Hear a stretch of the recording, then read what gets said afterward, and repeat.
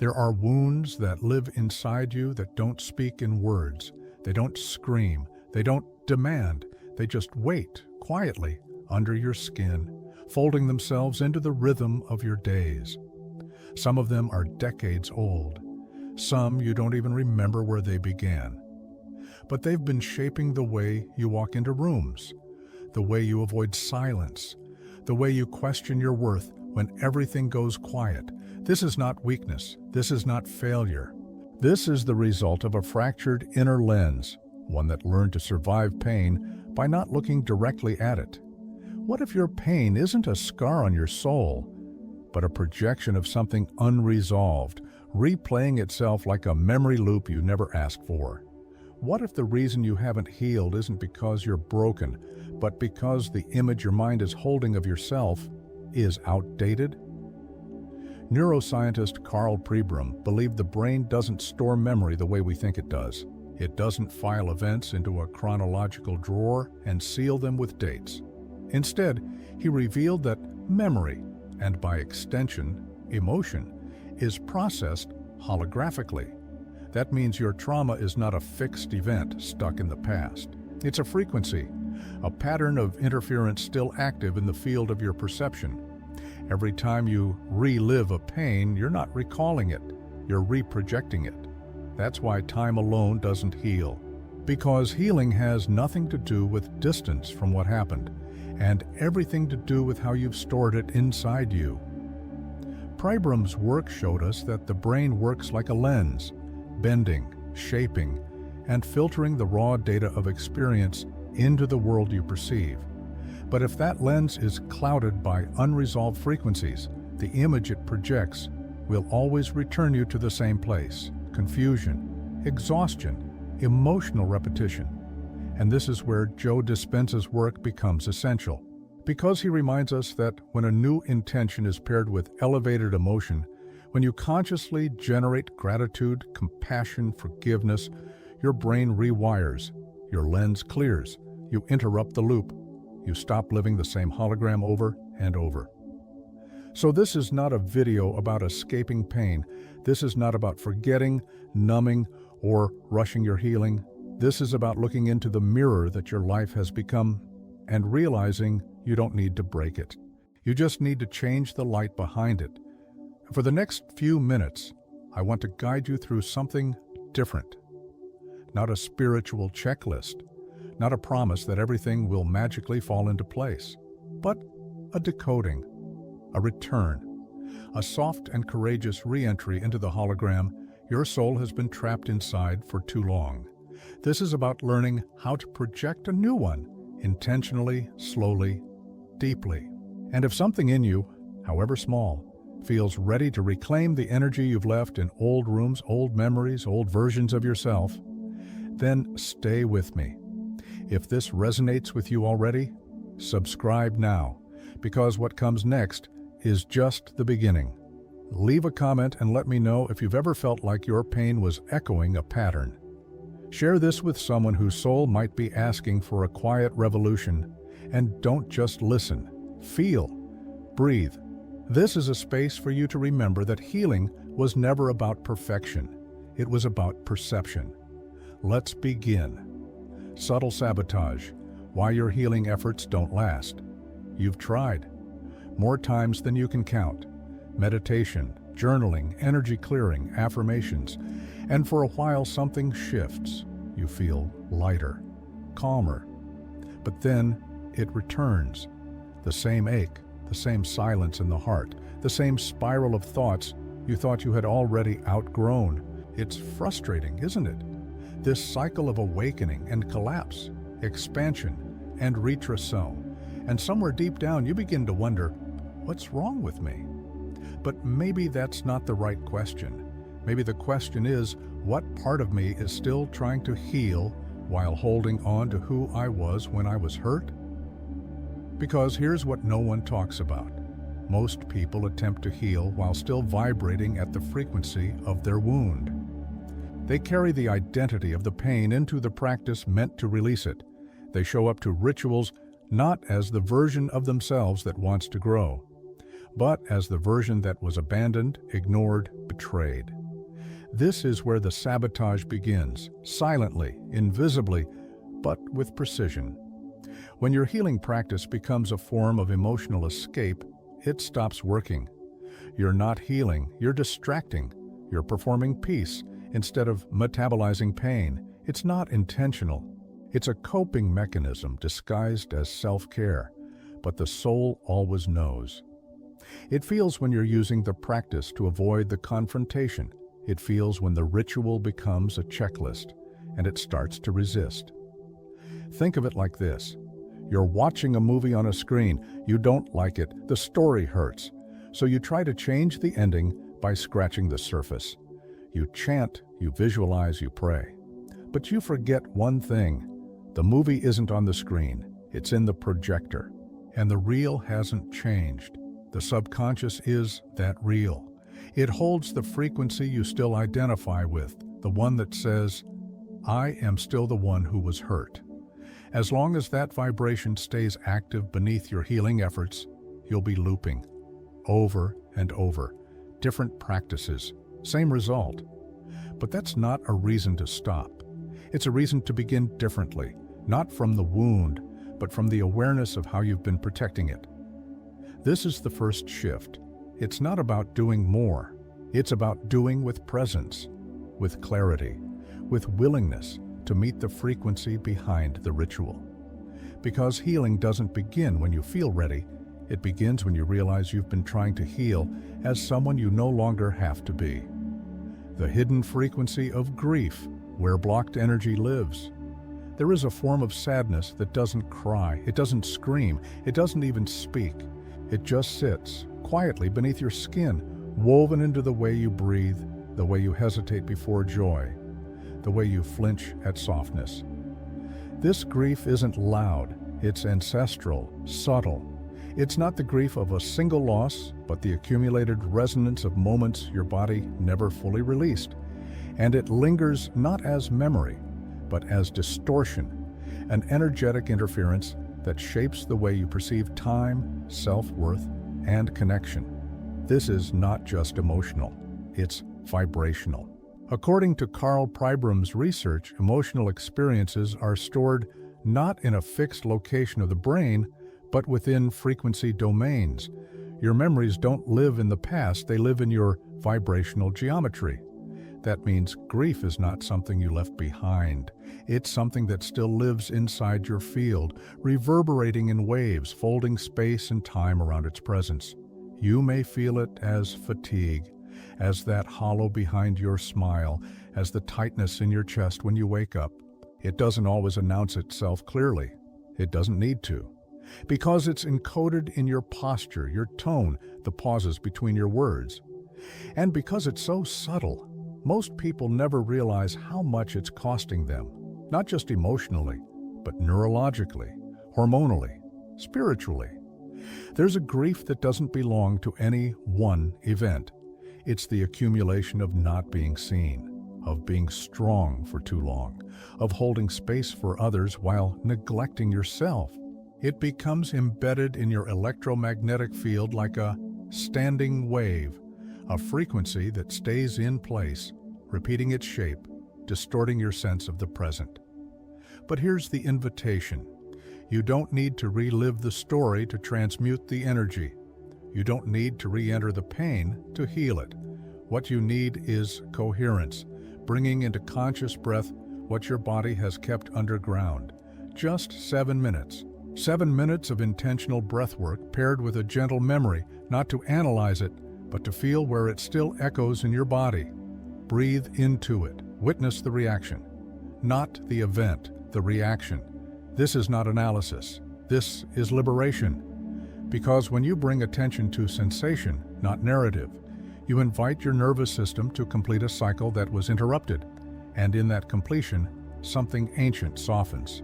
This is what Joe Dispenza refers to when he speaks of neuroplasticity through intention. You are not remembering to suffer. You are remembering to rewire. Your presence rewrites the imprint. And over time, the distortion fades. The standing wave dissolves.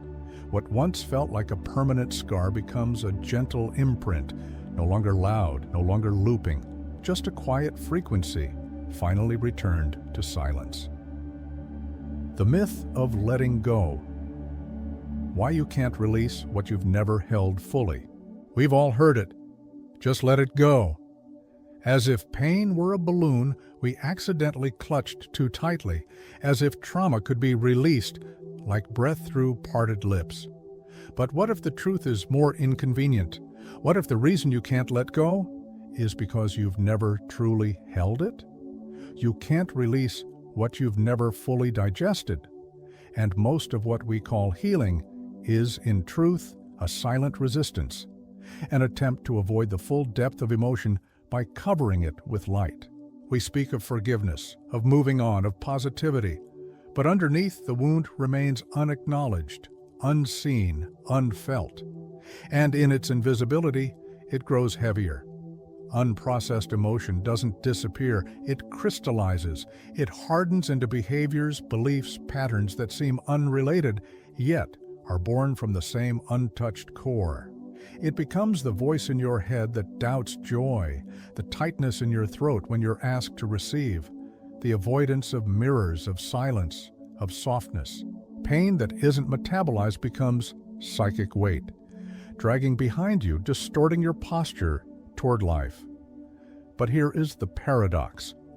True healing does not begin when you push pain away. It begins when you lean in, when you meet it with presence so complete that it no longer needs to speak through symptoms, when you stop trying to heal it and instead witness it, not as the version of you who was hurt, but as the soul who watched it all unfold.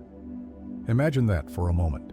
Imagine writing a letter, not from your ego to your past, but from your soul to the younger self who endured what you didn't yet have words for. No blame, no pity, just recognition, just witnessing.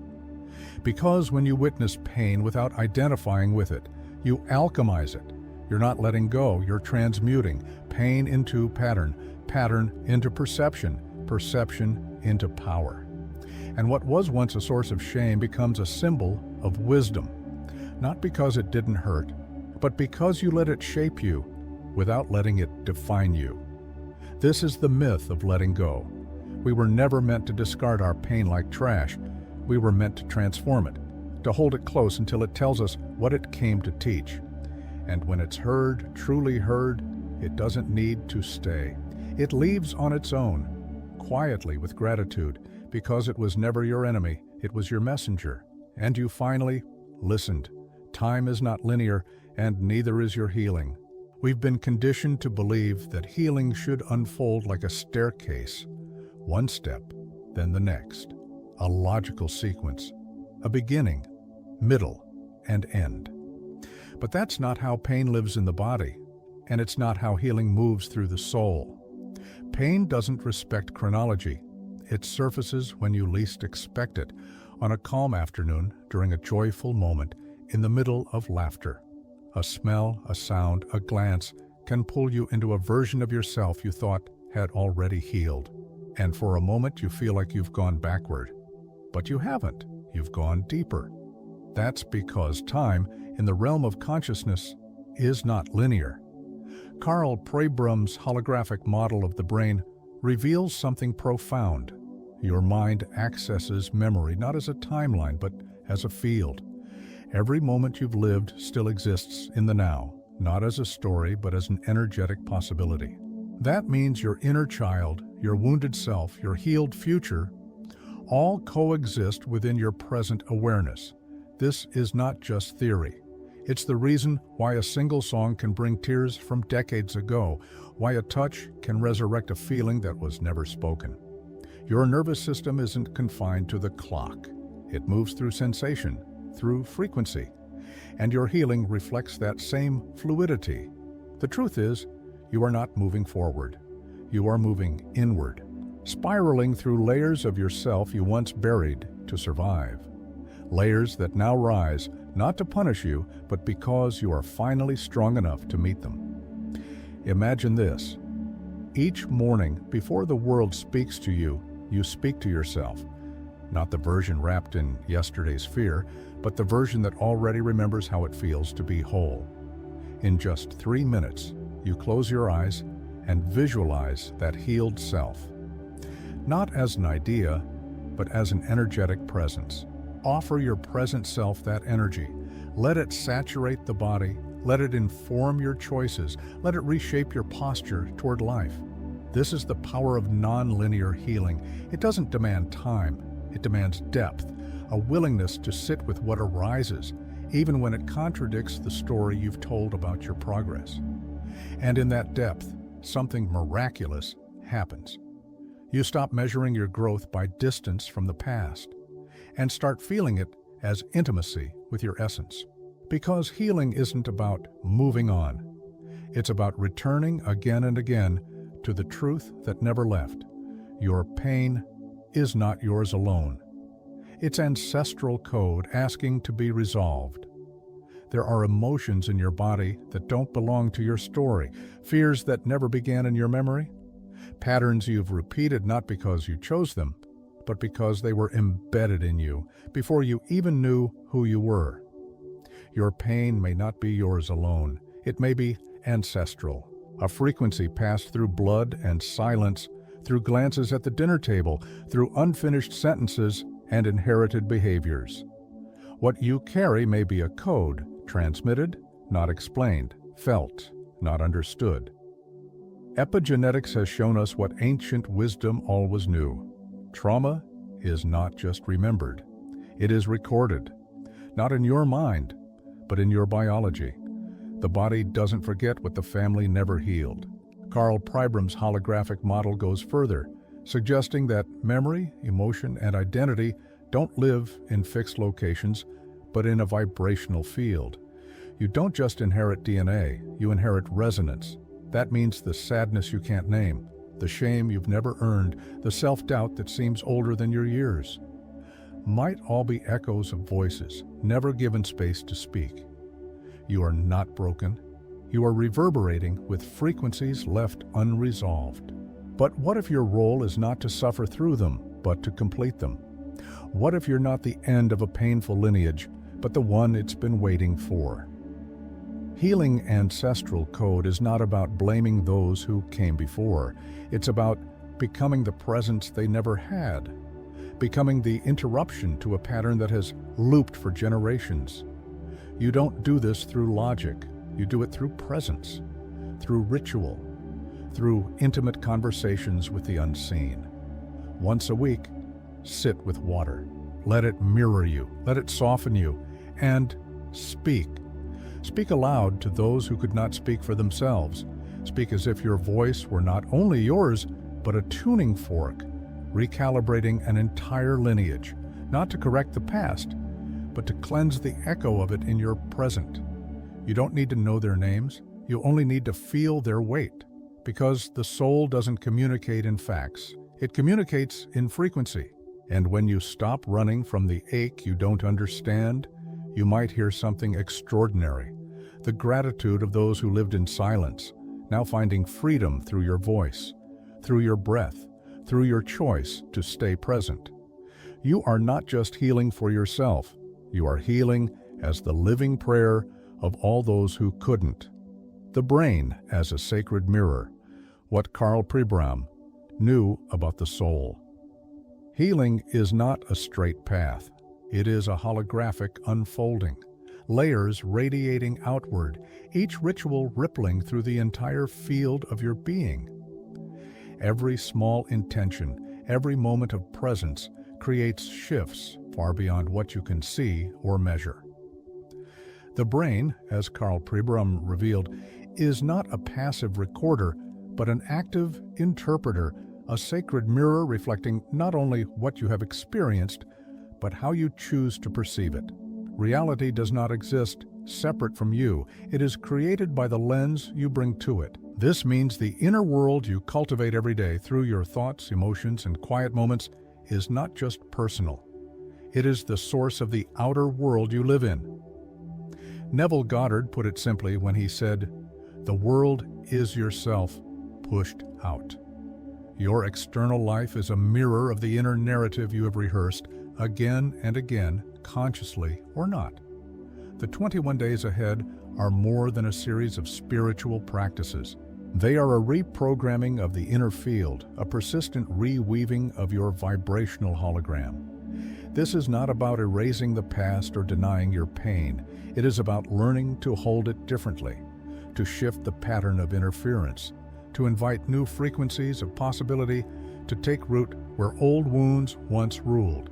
You don't need therapy to heal. You need intention, repetition, courage.